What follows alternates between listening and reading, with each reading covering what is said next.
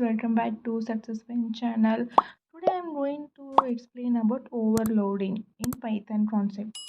So it is a one of the OOPS concept. Okay, let me start overloading. The another name of overloading is polymorphism. So before going this topic, first we need to learn definition. So what's the definition of the overloading means? Implementing the same thing in different way or the implementing same thing but in different way.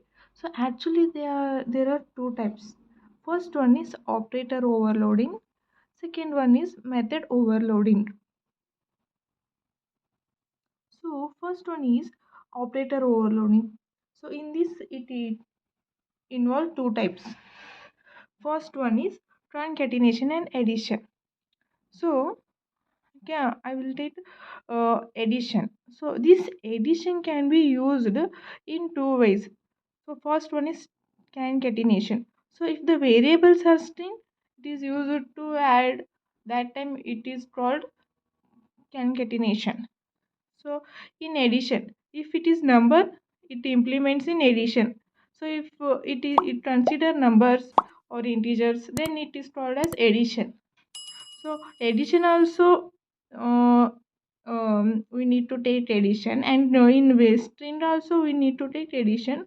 So it is a different ways, but implementing same thing addition only, but in different kind of ways.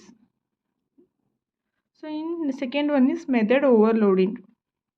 So in this case, the method's name should be same. Okay, method name should be same, but argument must be in different in terms of types or length. For example, they add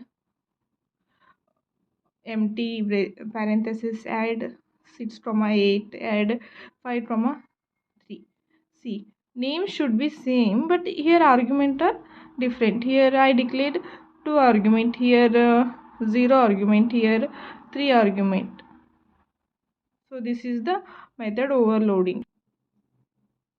So this is the overloading and types of the overloading.